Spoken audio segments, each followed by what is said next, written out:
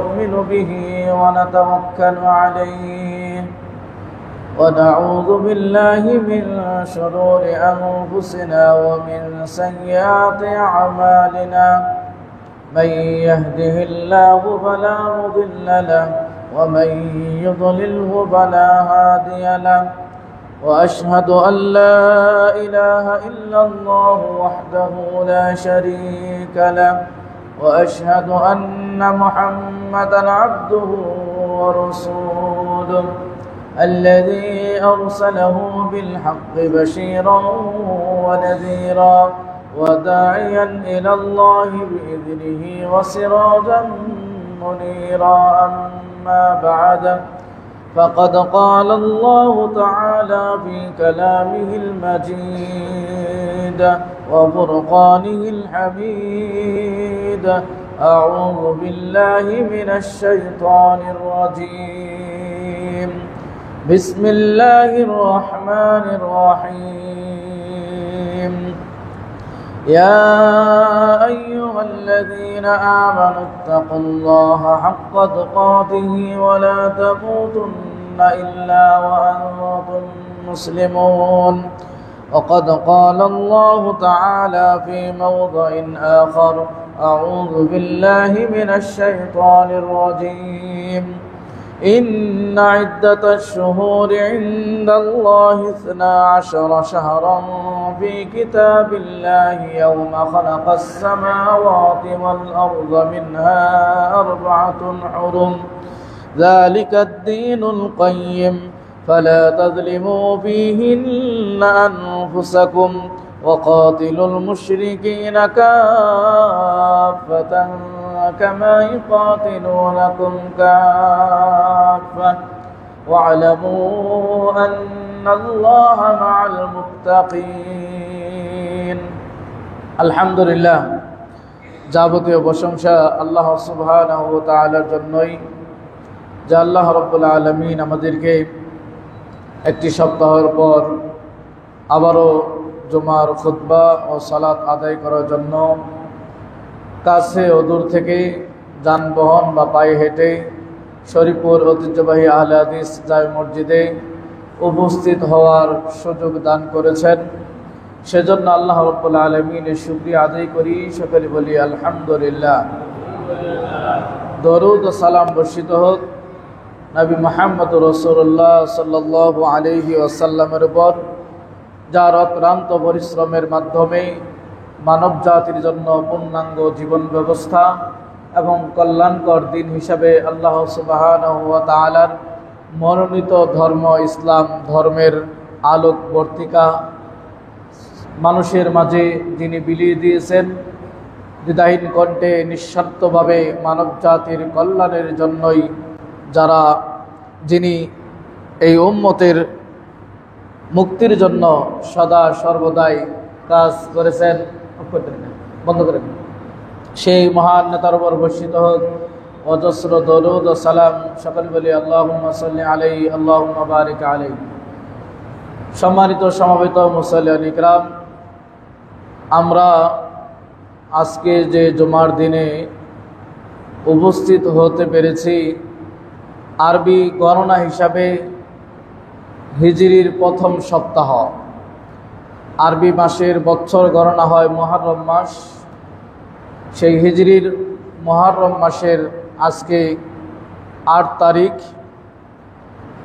এটি যেরকম আরবি প্রথম মাস হিসাবে পরিগণিত, অনুরূপভাবে আল্লাহ সুবহানাহু ওয়া তাআলা 12টি মাস আল্লাহ রাব্বুল আলামিনের নিকটে গণনায়। সে 12টি মাসের মধ্যে 4টি মাস হচ্ছে মুহররম মাস, হারাম মাস, সম্মানিত মাস। সেই সম্মানিত মাসের অন্যতম মাস হচ্ছে মুহররম মাস। তাহলে হিজরির প্রথম মাস হিসাবে পরিগণিত মুহররম মাস, 4টি হারাম মাস যেখানে যুদ্ধ বিগ্রহ করা নিষেধ, সেই মাসেরও অন্যতম একটি মাস। এবং আমরা জানি যে 3টি দশক আল্লাহ রাব্বুল আলামিনের নিকটে অতি প্রিয়। একটি ছিল রমজানের শেষ দশক, আরেকটি ছিল গত মাসের জিলহজ মাসের প্রথম দশক, যে দশকগুলো আল্লাহ রাব্বুল আলামিনের নিকটে অতি প্রিয়। অনুরূপভাবে তৃতীয় আরও একটি দশক যেটি আল্লাহ রাব্বুল আলামিনের নিকটে অত্যন্ত প্রিয়, সেটি হচ্ছে এই মুহররম মাসের দশক। তাই আজকের জুমায় আমরা আলোচনা করার চেষ্টা করব মুহররম মাসের সিয়াম কখন রাখব, কয়টা রাখব এবং এর ইতিহাস, কেন এই সিয়াম আমরা পালন করব। তার পাশাপাশি আমাদের এটাও জানা রাখা দরকার, মুহররম মাস আগমন করলেই আমাদের মুসলিমদের অনেকের মাঝেই মুহররম মাস আসা মানে তাজিয়া মিছিল বের করা ইত্যাদি ইত্যাদি, আরও অন্যান্য মানে সেই কারবালার ইতিহাস স্মরণ করা। কাজেই আজকে আমরা চেষ্টা করব সময় সাপেক্ষে মুহররম এবং আশুরা ও কারবালা ট্র্যাজেডি নিয়ে কিছু কথা বলার ইনশাআল্লাহ। ওয়া মা তাওফীক ইল্লা বিল্লাহ, আলাইহি তাওয়াক্কালতু ওয়া ইলাইহি উনীব। عن أبي هريرة رضي الله عنه قال قال رسول الله صلى الله عليه وسلم أفضل الصيام بعد رمضان شهر الله المحرم وأفضل الصلاة بعد الفريضة صلاة الليل رواه مسلم।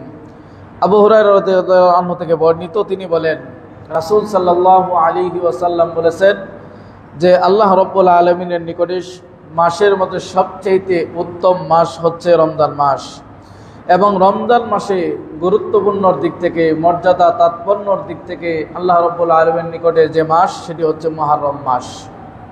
এরপরেই আল্লাহ রাব্বুল আলামিনের নিকটে ফরজ সালাত সবচাইতে উত্তম উৎকৃষ্ট। ফরজ সালাতের পরে যেটি সালাত হিসাবে উৎকৃষ্ট তা হচ্ছে রাত্রিকালীন সালাত, নফল সালাত। তাহলে এই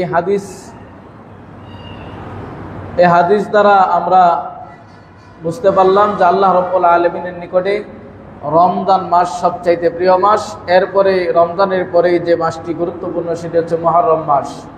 এরপরে সালাত, ফরজ সালাত আল্লাহ রাব্বুল আলামিনের নিকটে সবচাইতে প্রিয়। ফরজ সালাতের পরে যে সালাত আল্লাহ রাব্বুল আলামিনের নিকটে অতি প্রিয় তা হচ্ছে রাত্রিকালীন সালাত, নফল সালাত।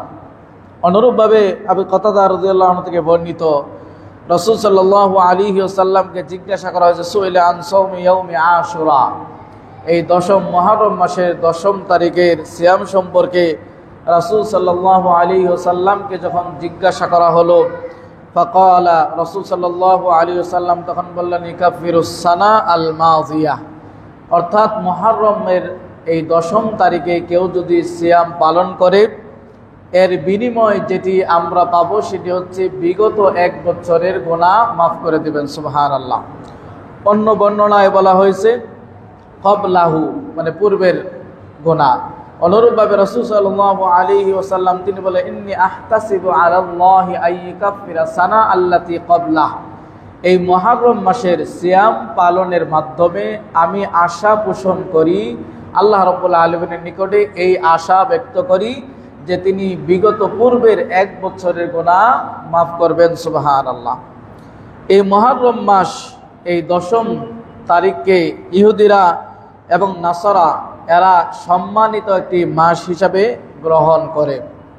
ইহুদিদের নিকটে সম্মানিত হওয়ার কারণ, তার মানে এই মুহররম মাসের সিয়াম বিগত অনেক প্রাচীন যুগ থেকেই এই মুহররমের সিয়াম পালন হয়ে আসছে, যা তারা পালন করত। রাসূল সাল্লাল্লাহু আলাইহি ওয়াসাল্লাম মদিনাতে যখন আগমন করলেন, দেখলেন এই মুহররমের 10 তারিখে ইহুদিরা সিয়াম পালন করছে। আল্লাহ রাসূল জিজ্ঞাসা করলেন মা হাযা, এই সিয়াম তোমরা কেন রেখেছ?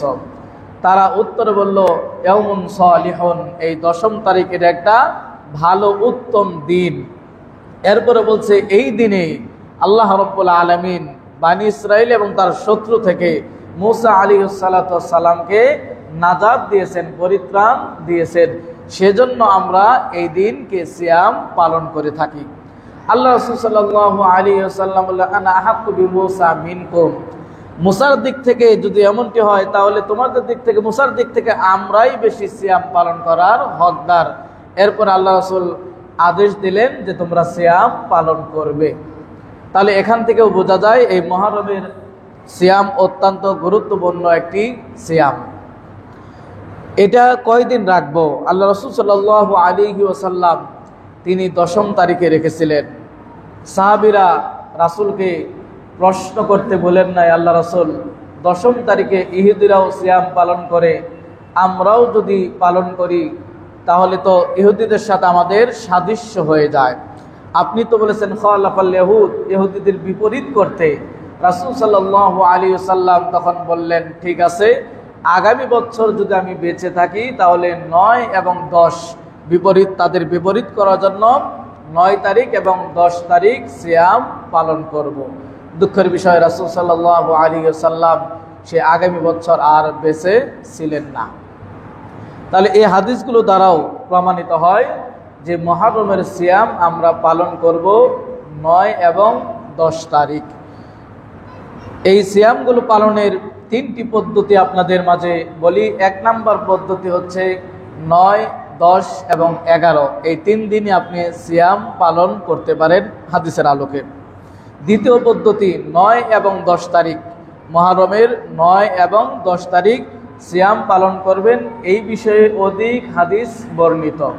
তাহলে উত্তম এবং অধিক হাদিস বর্ণনার পরিপ্রেক্ষিতে 9 এবং 10 তারিখ আমরা সিয়াম পালন করব। তৃতীয় পদ্ধতি, শুধু 10 তারিখ সিয়াম পালন করা যেতে পারে, এটা অপছন্দনীয় কিছু নয়। ইবনে কাইয়িম জাদুল মাআদের 2য় খণ্ডে 76 নম্বর পৃষ্ঠায় তিনি উল্লেখ করেছেন, কেউ যদি শুধু 10 তারিখেই শুধু সিয়াম পালন করে তাহলে সেটা অপছন্দনীয় নয়, বরং রাখা যেতে পারে। তাহলে সিয়াম পালনের 3টা পদ্ধতি আমরা জানলাম, 9, 10, 11। দ্বিতীয় পদ্ধতি 9 এবং 10, এই বিষয়ে হাদিস বেশি বর্ণিত হয়েছে। তৃতীয় পদ্ধতি শুধু 10ম তারিখ সিয়াম পালন করা যাবে। পালন করলে 1 বছরের পূর্বের গুনাহ আল্লাহ সুবহানাহু ওয়া তাআলা মিটিয়ে দিবেন, মুছিয়ে দিবেন। তাহলে এই সওয়াব থেকে আমরা নিজেকে বঞ্চিত করব না। সেটা কবে রাখবো? শনি এবং রবিবার, আগামীকাল শনি এবং রবিবার, অর্থাৎ আজকে রাত্রে আপনাকে খেয়ে আগামী শনিবার 9 তারিখ এবং রবিবার 10 তারিখ। কারো পক্ষ যদি কোনো মা বোন বা কারো পক্ষ যদি কোনো অসুবিধার কারণে আগামীকাল রাখতে সক্ষম না হন, তাহলে 10 তারিখকে ঠিক রেখে, অর্থাৎ রবিবার এবং সোমবার 10কে ঠিক রেখে আগে এবং পিছনে করা সমস্যা নেই। আপনি 10, 11 করতে পারেন, অথবা 9, 10 যেটার বিষয়ে হাদিস বেশি বর্ণিত হয়েছে। তবে কারণ বিষয়ে যদি কেউ 9 তারিখ না রাখতে পারেন তাহলে 10 তারিখ শুধু রাখতে পারেন, অথবা 10 এবং 11 দুটি রাখা যেতে পারে ইনশাআল্লাহ, আল্লাহু আ'লাম। অনুরূপভাবে আমরা জানি যে শুক্র এবং শনিবার, যেহেতু আগামীকাল শনিবার, শুক্র এবং শনিবার সিয়াম পালনের বিষয়ে নিষেধ রয়েছে। কেন শনিবারকে সম্মান করে কারা? ইহুদিরা। সেই দৃষ্টিকোণ থেকে ইয়াউমুস সাবত, শনিবারকে সিয়াম পালন না করা উচিত, এটা অনেকেই আমরা হাদিস থেকে প্রমাণিত। অনুরূপভাবে জুমার দিনও সিয়াম না পালন করাই উত্তম। তবে কোনো ব্যক্তির যদি অভ্যাস থাকে, সে চাঁদের 12, 13, 14 নিয়মিত সে করে, সেটা বৃহস্পতি, শুক্র, শনিবার যদি পড়ে যায়, অথবা সে অভ্যাসগত একদিন সিয়াম পালন করে, একদিন ভেঙে, একদিন রাখে, একদিন ছেড়ে দেয়, এইভাবে, এবং মান্যতের কোনো সিয়াম যদি হয় যে আমি অমুক দিন সিয়াম পালন করব, এরকম যদি হয় তাহলে সে ব্যক্তির ক্ষেত্রে কোনো সমস্যা নেই।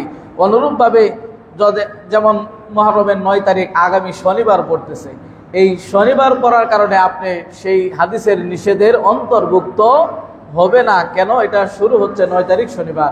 অনুরূপভাবে যদি আরও কোনো চাঁদের সিয়াম সেটি শনি এবং শুক্রবার পরে, তাহলে যে হাদিসে নিষেধ করা হয়েছে, অপছন্দ বলা হয়েছে, সেই হাদিসের অন্তর্ভুক্ত হিসাবে পরিগণিত হবে না।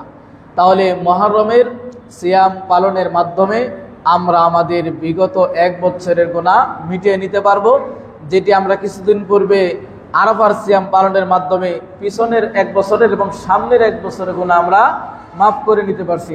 আবারও কিন্তু আমাদের সুযোগ এসেছে বিগত 1 বছরের গুনাহ মাফ করে নেওয়ার। তাহলে আমাদের এই হাদিসগুলোর প্রতি আমি সহ সকলেই যেন আমল করতে পারি, আল্লাহ আমাদের সেই তৌফিক দান করুন, বলুন আমিন।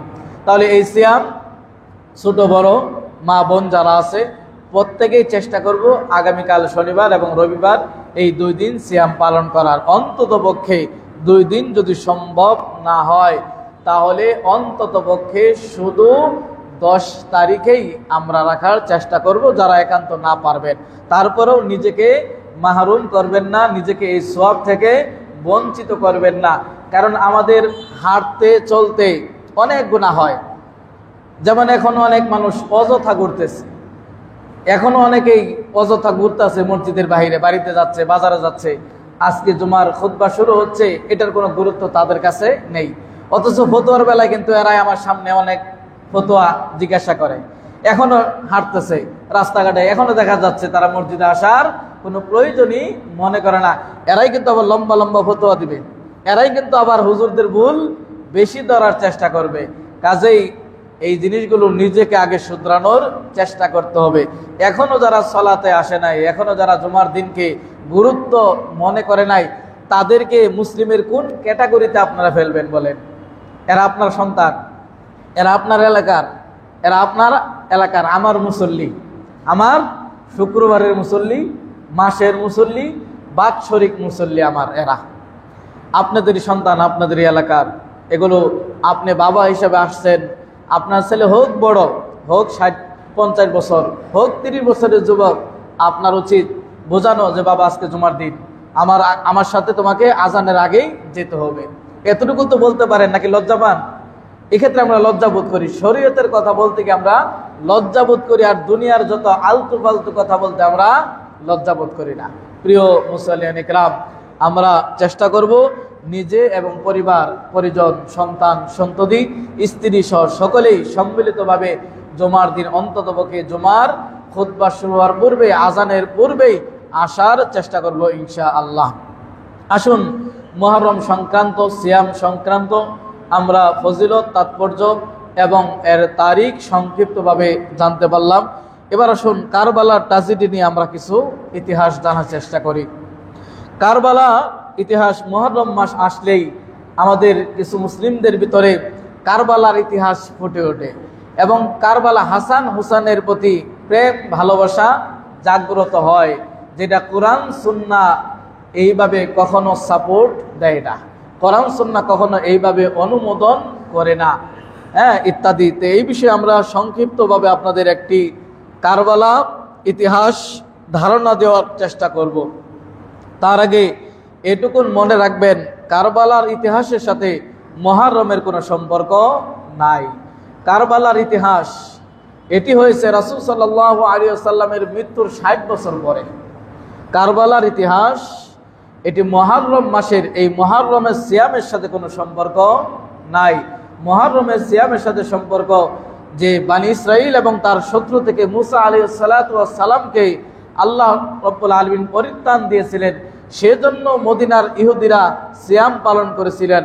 এবং অন্যান্য হাদিস দ্বারা প্রমাণিত হয় যে খাইবারের ইহুদিরা তারাও এই দিনটাকে ঈদ হিসাবে গ্রহণ করেছিল এবং অন্যান্য ইহুদিবাদী তারাও এই 10 মুহররমকে, এই দিনটাকে ইয়াউমুন আযীম, বড় একটি দিন হিসাবে, দিবস হিসাবে এবং বড় একটি সৎ দিন হিসাবে, এবং এক কথায় ধরে নেওয়া যেতে পারে মানে একটা উৎসব, বিজয় উৎসব এবং ঈদ হিসাবে তারা গ্রহণ করে নিয়েছিল। যে সেই ইতিহাসের সাথে এই কারবালার ইতিহাসের কোনো সম্পর্ক নেই, কারণ কারবালার ইতিহাস যেটি রচিত হয়েছে, যা ঘটেছে সেটা দুঃখজনক, বেদনাজনক, এবং সেটি 60 বছর রাসূলের পরে, 60 বছর পরে সেই ঘটনা ঘটেছে। ইতিহাসকে বিকৃত করে তথাকথিত আমাদের বাংলাদেশের অনেক কাল্পনিক বই রয়েছে যেখানে ইতিহাসকে বিকৃত করা হয়। তার মধ্যে অন্যতম একটি হচ্ছে বিষাদ সিন্ধু। এইটা একটা পুরোটাই কাল্পনিক একটি বই, এখানে বাস্তব বলতে কোনো কিছু নেই। আসলে নামও বিষাদ, মুসলিমদের আকীদার মাঝে বিষাদ ছড়িয়ে দিয়েছে। বিষাদ সিন্ধু, এটা পরে অনেকে অঝরে কাঁদে, অনেকেই মানে জান প্রাণ দিয়ে ফেলায় বারবার করে, কিন্তু বিষাদ সিন্ধু এটি কাল্পনিক একটা গল্প, এটি কাল্পনিক একটা গ্রন্থ। এটার সাথে এটা ইসলামের এই ইতিহাসকে বিকৃত করা হয়েছে। অতএব বিষাদ সিন্ধু পরে চোখের পানি অজরে ফেলার কোনো কারণ নেই। আসুন, রাসূল সাল্লাল্লাহু আলাইহি ওয়াসাল্লাম যখন মৃত্যুবরণ করলেন, তখন আবু বকর রাদিয়াল্লাহু আনহুর স্কন্ধে খিলাফতের দায়িত্ব আসলো। সেই খিলাফতের দায়িত্ব আবু বকর না উমর না আলী উসমান আসবে, সেগুলো একাধিক হাদিস দ্বারা প্রমাণিত হয়। রাসূলের পরে খিলাফতের দায়িত্ব গ্রহণ করবেন আবু বকর রাদিয়াল্লাহু আনহু।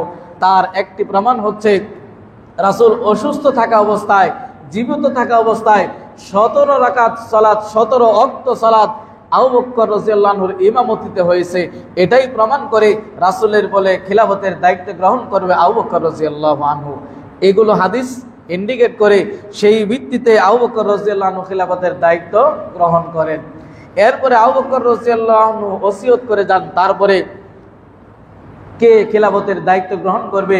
আবু বকর রাদিয়াল্লাহু আনহু ওসিয়ত করেন ওমর বিন খাত্তাব রাদিয়াল্লাহু আনহু তারপরে খিলাফতের দায়িত্ব গ্রহণ করবে। এটি ওসিয়তের ভিত্তিতে হয়েছে। এরপরে যখন ওমর বিন খাত্তাব রাদিয়াল্লাহু আনহুকে ফজরের সালাত অবস্থায় আবু লুলু নামক ইহুদি তাকে যখন খঞ্জর দিয়ে নারী বলি ছিন্ন ভিন্ন করে দিল এবং জোহর গড়াতে গড়াতে তিনি এইভাবে যখন শহীদ হলেন, ওমর বিন খাত্তাব রাদিয়াল্লাহু আনহু তিনাকে যখন এভাবে শহীদ করা হলো, তখন পরামর্শের ভিত্তিতে বড় বড় সকল সাহাবীদের পরামর্শের ভিত্তিতে তৃতীয় খিলাফতের দায়িত্ব ওসমান বিন আফফান রাদিয়াল্লাহু আনহুর কাঁধে গিয়ে অর্পিত হয়। এভাবে যখন ওসমান বিন আফফান রাদিয়াল্লাহু আনহুকেও তাকে হত্যা করা হলো হজের মৌসুমে, এই কুফা থেকে একদল তারা এসে হজ্জের মৌসুমে অধিকাংশ সাহাবী হজে চলে গেলেন, মদিনা প্রায় খালি। এমন তো অবস্থায় ওসমান বিন আফফান রাদিয়াল্লাহু আনহুকে তার বাড়িকে ঘেরাও করে 21 দিন পর্যন্ত ঘেরাও করে কোরআন পড়ারত অবস্থায় তাকে হত্যা করা হয়। এবং তার স্ত্রী যখন বাধাগ্রস্ত করে বাধা দেয়, তার স্ত্রী গর্ভবতী ছিল রামলা, তাকে এমনভাবে আঘাত করা হয় বাচ্চা পর্যন্ত প্রসব করে দেয়। এই কুফাবাসীরাই এইভাবে তাকে নৃশংসভাবে হত্যা করে, তার স্ত্রীকে সহ।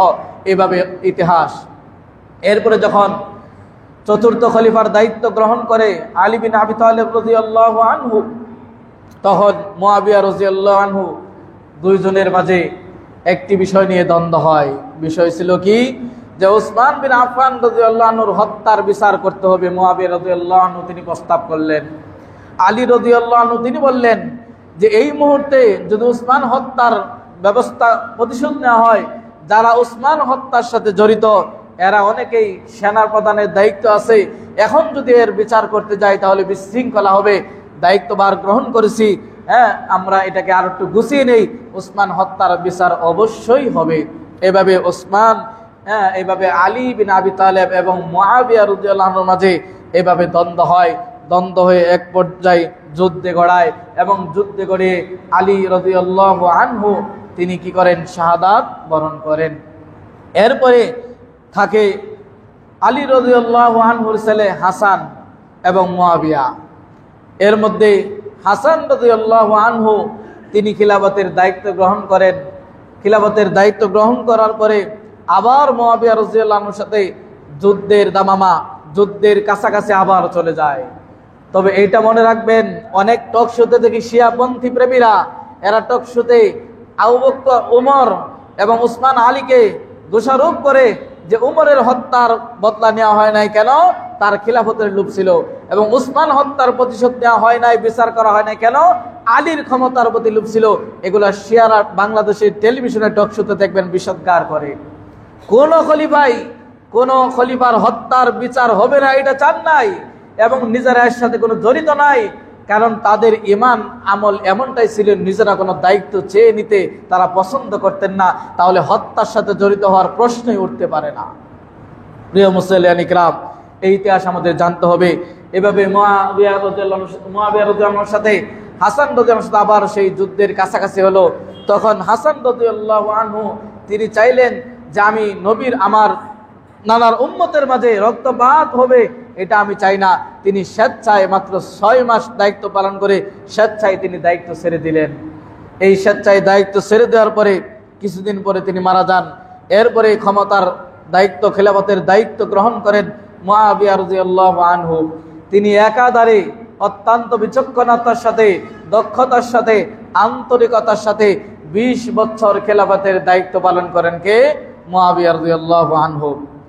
এভাবে 20 বছর যখন মুআবিয়া রাদিয়াল্লাহু আনহু খিলাফতের দায়িত্ব পালন করেন, খিলাফতের দায়িত্ব পালনের পরে তিনি তারই সন্তান মুআবিয়া রাদিয়াল্লাহু আনহুর সন্তান ইয়াজিদ বিন মুআবিয়া, ইয়াজিদকে তার খিলাফতের দায়িত্ব দেওয়া হয়। তবে অসংখ্য বড় বড় আলেমদের তার যারা ছিল তাদের পরামর্শের ভিত্তিতেই তার ছেলে ইয়াজিদকেই সেই খিলাফতের দায়িত্ব অর্পণ করা হয়। এইভাবে ইয়াজিদের দায়িত্ব যখন দেওয়া হলো, তখন ইয়াজিদ বসবাস করা শুরু করলো বসরাতে। ইয়াজিদ বসবাস শুরু করে বসরাতে, আর হুসাইন রাদিয়াল্লাহু আনহু মদিনায়। এরপরে কুফাবাসী জানতে পারলো যে ইয়াজিদকে খিলাফতের দায়িত্ব দেওয়ার পরে মদিনার অনেক বড় বড় সাহাবী এবং হুসাইন রাদিয়াল্লাহু আনহু সহ তিনি তার বায়াত গ্রহণ করেন নাই, কোনো কারণে গ্রহণ করেন নাই। কুফাবাসীরা যখন জানতে পারলো হুসাইন রাদিয়াল্লাহু আনহু ইয়াজিদের বায়াত গ্রহণ করেন নাই, তার খিলাফতের বায়াত গ্রহণ করেন নাই, তখন কুফা থেকে তারা শুরু করলো চিঠি লেখা। কার কাছে? হুসাইন রাদিয়াল্লাহু আনহুর কাছে। তখন ইয়াজিদ হলো সিরিয়াতে, আর হুসাইন রাদিয়াল্লাহু আনহু তিনি হলেন মদিনায়। এভাবে সেই কুফা থেকে, ইরাকের কুফা থেকে তখন একাধিক চিঠি লেখা শুরু করলো কুফাবাসীরা। 100-200 নয়, প্রায় 500 চিঠি লিখলো হুসাইন রাদিয়াল্লাহু আনহুর নিকটে যে আপনি কুফায় আসেন, আপনার বায়াত আমরা গ্রহণ করব। ইয়াজিদ তো বায়াত নিয়েছে, কিন্তু তারা যেহেতু জানতে পেরেছিল হুসাইন রাদিয়াল্লাহু আনহু ইয়াজিদের বায়াত গ্রহণ করে নাই, 500 চিঠি পাঠালো, আপনি আসেন, আপনার ইমামতিতে আমরা জুমার খুতবা আদায় করব, আপনি হবেন আমাদের মুসলিম খলিফা, আপনার বায়াত আমরা মেনে নিব। এভাবে 500 চিঠি দেওয়ার পরে হুসাইন রাদিয়াল্লাহু আনহু তাদের এই প্রকৃত অবস্থা জানার জন্য তারই চাচাতো ভাই মুসলিম বিন আকিলকে সেই কুফায় প্রেরণ করে, যে অবস্থা তুমি জেনে এসো। এরা বারবার চিঠি দিচ্ছে, প্রায় 500 চিঠি দিচ্ছে, এটা সত্যতা কতটুকুন, এই জন্য মুসলিম বিন আকিলকে কুফায় পাঠানো হয়। এবং মুসলিম বিন আকিল কুফায় অবস্থান করে সেখানে তিনি বায়াত গ্রহণ করা শুরু করেন হুসাইন রাদিয়াল্লাহু আনহুর পক্ষে। কে? মুসলিম বিন আকিল। তিনি যে দেখলেন যে অবস্থা, চিঠির সাথে অবস্থা মিল আছে, তারা সত্যিকারই চাচ্ছে হুসাইন রাদিয়াল্লাহু আনহুর কাছে বায়াত নেওয়ার জন্য, সেই জন্য হানি বিন উরওয়া এর করে 20,000 কুফাবাসী তারা বায়াত গ্রহণ করে হুসাইন রাদিয়াল্লাহু আনহুর পক্ষে।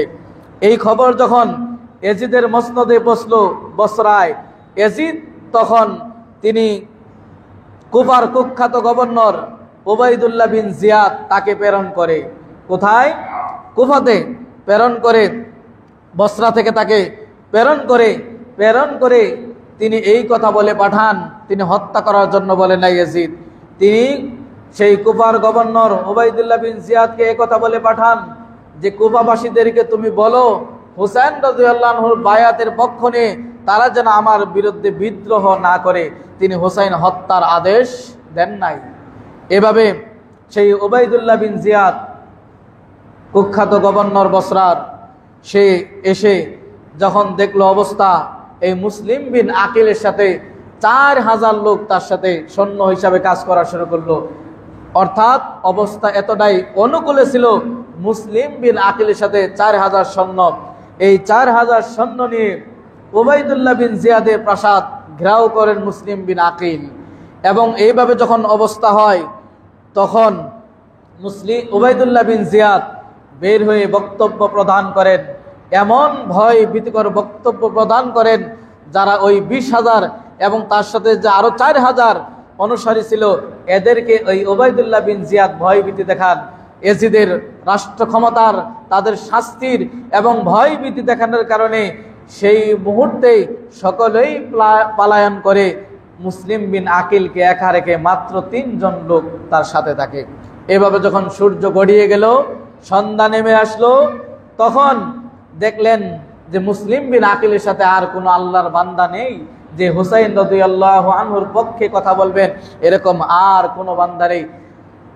উবাইদুল্লাহ বিন জিয়াদের কঠিন বক্তব্যের কারণে এরা যারা 20,000 লোক এবং 4000 সৈন্য ঘেরাও করেছিল উবাইদুল্লাহ বিন জিয়াদের প্রাসাদ, সকলেই সামান্য এই বক্তব্যের ভয় পেয়ে, ইয়াজিদের এই প্রশাসনের ভয় পেয়ে তারা সকলেই পলায়ন করলো।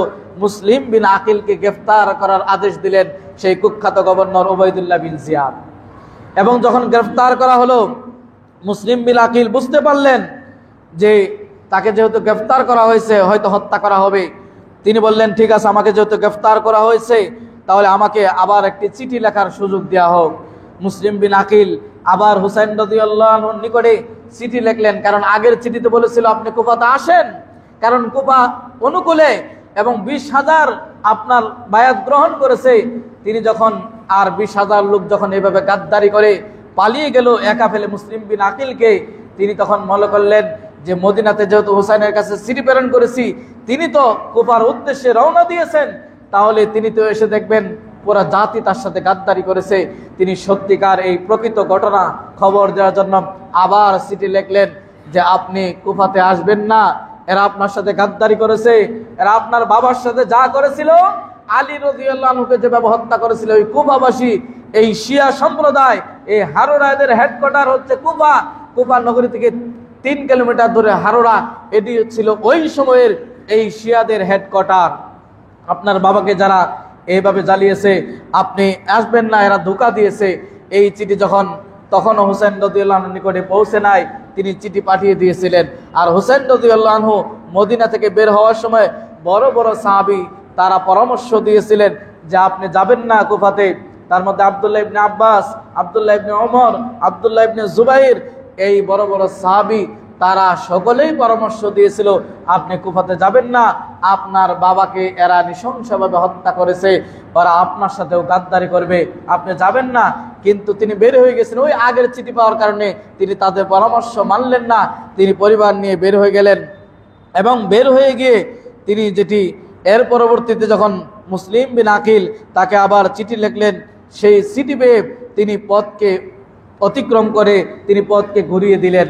পথ ঘুরিয়ে দিয়ে সিরিয়ার দিকে রওনা হওয়ার চেষ্টা করলেন কে? হুসাইন রাদিয়াল্লাহু আনহু। কারণ চিঠি পেয়েছে যে কুফার লোকেরা গাদ্দারি করেছে, আপনার বায়াত তারা মেনে নেয় নাই, উবাইদুল্লাহ বিন জিয়াদের হুঙ্কারে তারা সকলেই পালিয়ে গেছে। তখন হুসাইন রাদিয়াল্লাহু আনহু তিনি জানতেন, তিনি বুঝতে পারলেন যে বসরাতে যে মুয়াবিয়া, ইয়াজিদ বিন মুয়াবিয়া, সেই ইয়াজিদ তাকে হত্যা করবে না। তিনি এটা বুঝতে পারলেন যে ইয়াজিদ আমার ভাই, সে আমাকে কখনো হত্যা করবে না। সে এটা মনস্থ করে সিরিয়ার দিকে রওনা হওয়ার চেষ্টা করলেন যে ইয়াজিদের কাছে গিয়ে সে পরামর্শ করবে, অন্ততপক্ষে তাকে হত্যা করবে না। এই মনস্কামনা নিয়ে যখন হুসাইন রাদিয়াল্লাহু আনহু বসরার দিকে যেতে চাইলেন, তখনই উবাইদুল্লাহ বিন জিয়াদ, ইয়াজিদের সেই বসরার কুখ্যাত গভর্নর, তিনি তার সৈন্য নিয়ে তাকে গ্রেফতার করার চেষ্টা করলেন এবং বাধা দিলেন। এবং বাধা দেওয়ার এককালে হুসাইন রাদিয়াল্লাহু আনহুকে যখন গ্রেফতার করা হলো, তখন হুসাইন রাদিয়াল্লাহু আনহু 3টি প্রস্তাব করেছিলেন এই উবাইদুল্লাহ বিন জিয়াদ এই গভর্নরের নিকটে, যে আমাকে ইয়াজিদের নিকটে যেতে দাও, আমি ইয়াজিদের নিকটে যাব, কারণ ইয়াজিদের কাছে গিয়ে হয় আমি বায়াত নেব, আর না হলে তিনি একটা ব্যবস্থা করবেন, অন্ততপক্ষে হত্যা করবেন না। এই প্রস্তাব মেনে নেওয়া হলো না। দ্বিতীয় প্রস্তাব করলেন যে না হয় আমাকে মদিনায় চলে যেতে দাও, আমি আমার মদিনায় ফিরে যাব, তিনি এটাও প্রত্যাখ্যান করলেন। তৃতীয় প্রস্তাব দিল মুসলিম কোন সাম্রাজ্যে আমাকে ছেড়ে দাও, সেখানে পাহারাদারে আমি কাজে নিযুক্ত হব। 3টি প্রস্তাব প্রত্যাখ্যান করে তাকে গ্রেফতার করা হলো এবং গ্রেফতারের এক পর্যায়ে তাকে হত্যা পর্যন্ত করা হলো। কে আগে হত্যা করবে এটা নিয়ে দ্বিধাদ্বন্দ্ব হলো। রাসূলের নাতি, তাকে রক্তাক্ত আমার হাতে হবে না, এটা সকলের মাঝে এই কাজ করলো যে রাসূলের নাতি আমার হাতে রক্তাক্ত হোক, এটা আমি চাই না। সর্বপ্রথম শামির বিন জুল জাউশান একজন, অথবা সিনান বিন আনাস, এই 2জন ব্যক্তি প্রাথমিক আঘাত করার পরে এরপরে সম্মিলিতভাবে তাকে আঘাত করে তাকে শহীদ করে দেওয়া হয়। এটি ছিল হুসাইন রাদিয়াল্লাহু আনহুকে হত্যা করা হয়। আর মুসলিম বিন আকিলকে গ্রেফতার এবং হত্যার অনুমতি দেওয়া হয় 9 তারিখে। উবাইদুল্লাহ বিন জিয়াদ সেখানে আদেশ দেন এবং কারবালার হুসাইন রাদিয়াল্লাহু আনহুর সাথে এই উবাইদুল্লাহ বিন জিয়াদের যে জায়গাটাতে এই যুদ্ধ হয়েছিল সেটি ছিল কারবালা। এই কারবালার ট্র্যাজেডি, কারবালার নৃশংস, এখানে যা হয়েছে রাসূলের নাতি হুসাইন রাদিয়াল্লাহু আনহুর সাথে, তা গোটা বিশ্বের মুসলিমদের রক্তকরণ হয়, তা গোটা বিশ্বের মুসলিমদের মন খারাপ হয়, তাদের কষ্ট লাগবে, এটাই স্বাভাবিক। এই হত্যা, তাকে এইভাবে নৃশংসভাবে হত্যা করা হয়। এবং ইয়াজিদের দরবারে যখন এই সংবাদ বসে, তখন ইয়াজিদ তিনি আক্ষেপ করেছিলেন যে তোমরা কি করেছো, আমি তো তোমাদেরকে হত্যার আদেশ দেইনি। ঐতিহাসিকভাবে এটা প্রমাণিত নয় যে ইয়াজিদ হুসাইন রাদিয়াল্লাহু আনহুর হত্যাকারী, ঐতিহাসিকভাবে এটা প্রমাণিত হয় না। এবং তিনি যেতে চেয়েছেন সিরিয়ায়, এটাও প্রমাণ করে যে ইয়াজিদ তাকে হত্যাকারী হিসাবে পরিগণিত নয়, তিনি তাকে হত্যা করবেন না। এই হুসাইন রাদিয়াল্লাহু আনহুকে হত্যা নিয়ে 3 দলে বিভক্ত হয়েছে। এক দল মনে করেছে হুসাইনকে হত্যা করা বৈধ ছিল, তারা হাদিস হিসাবে বুখারী সে হাদিস প্রমাণ নিয়ে আসে যে যেখানে প্রতিষ্ঠিত খিলাফত থাকবে, একজন আমির থাকবে, দ্বিতীয় কেউ যদি খিলাফতের দায়িত্ব গ্রহণ করতে চায় তাকে হত্যা করা বৈধ। আমার প্রশ্ন হচ্ছে, হুসাইন রাদিয়াল্লাহু আনহু তখন তো খিলাফতই গ্রহণ করে নাই, তাহলে তাকে হত্যা করা বৈধ হয় কি করে? এটা উচিত নয়। আরেক দল যে হুসাইন খলিফা ছিল, তার অনুমতি ছাড়া যুদ্ধ করা ঠিক হয় নাই, হুসাইন রাদিয়াল্লাহু আনহু তখন খিলাফতের দায়িত্ব গ্রহণ করে নাই, এটাও ভুল। অনুরূপভাবে আমরা যেটা মনে রাখবো, তিনি মাজলুম, তাকে শহীদ করা হয়েছে। আমাদের যেটা বিশ্বাস থাকবে, হুসাইন রাদিয়াল্লাহু আনহুর কারবালার যে ইতিহাস, কারবালাতে যা হয়েছে তার সাথে পুরোটাই তার প্রতি জুলুম, অন্যায়, অবিচার করা হয়েছে এবং তিনি মাজলুম এবং তিনি শহীদ বরণ করেছেন। আল্লাহ রাব্বুল আলামিন ক্ষমা করুন তাদের। অনুরূপভাবে হত্যার জন্য ইয়াজিদকে দায়ী কিনা, আমরা বলবো ইয়াজিদ হত্যার জন্য দায়ী নন। ইয়াজিদ হত্যার জন্য দায়ী নন, কারণ ইয়াজিদ হত্যা করার জন্য আদেশ দেন নাই। তিনি উবাইদুল্লাহ বিন জিয়াদকে পাঠিয়েছিলেন যে হুসাইন রাদিয়াল্লাহু আনহুর খিলাফত দায়িত্ব নিয়ে তারা যেন এই ইয়াজিদের বিরুদ্ধে তারা যেন বিরুদ্ধচারণ না করে, তারা যেন শান্ত থাকে। তিনি আদেশ দেন নাই হত্যা করার, এই জন্য প্রমাণিত হয় ইয়াজিদ। আর এটাও মনে রাখতে হবে, ইয়াজিদ কিন্তু সাহাবী নন। অনেকে রাদিয়াল্লাহু আনহু বলেন, ইয়াজিদ সাহাবী নন, তিনি তাবী। তিনি উসমান বিন আফফান রাদিয়াল্লাহু আনহুর খিলাফতের জামানায় তিনি জন্মগ্রহণ করেন। কে? Yazid bin Muawiya, Yazid. তাই ইয়াজিদ কিন্তু সাহাবী নন, কিন্তু মুআবিয়া রাদিয়াল্লাহু আনহু সাহাবী ছিলেন এবং 20 বছর খিলাফতের দায়িত্ব পালন করেছিলেন। অতএব ইয়াজিদকে নিয়েও আবার 3 দলে মানুষ বিভক্ত। ইবনে তাইমিয়া বলেন যে একদল মনে করে ইয়াজিদ কাফের এবং মুনাফিক, এটা উচিত নয়। ইয়াজিদ কাফের এবং মুনাফিক এটা বলা উচিত নয়। আরেক দল মনে করে ইয়াজিদ ন্যায়পরায়ণ বাদশা, উমর, আবু বকর মতো ছিল, এটাও বেশি বাড়াবাড়ি বলা হয়, এটাও উচিত নয়।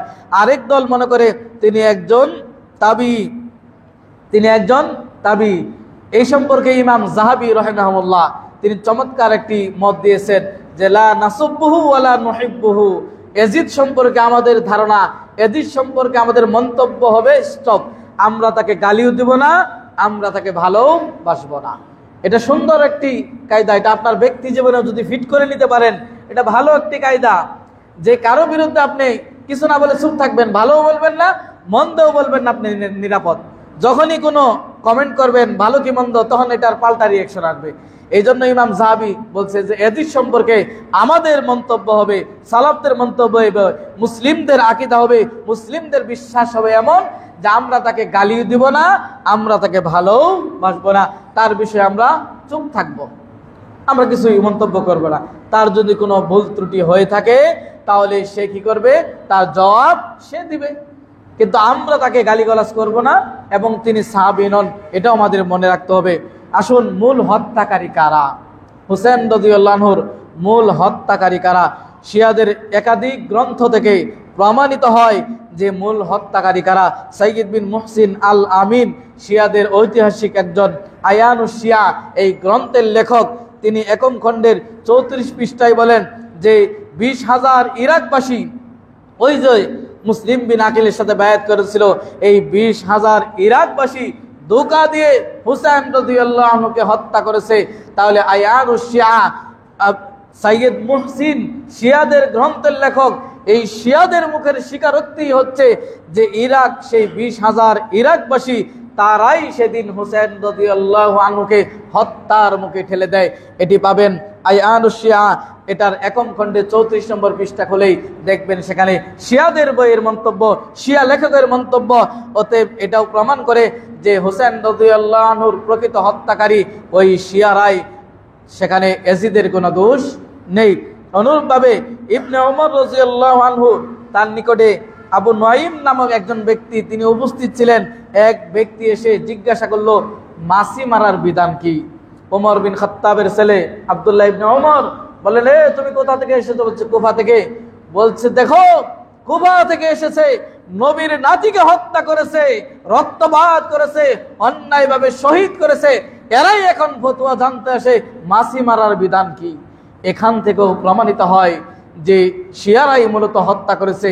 ইরাকের এই ধোঁকাবাজ শিয়ারা তারাই হুসাইন রাদিয়াল্লাহু আনহুকে হত্যা করেছে, ইয়াজিদ এই হত্যার সাথে জড়িত নয়।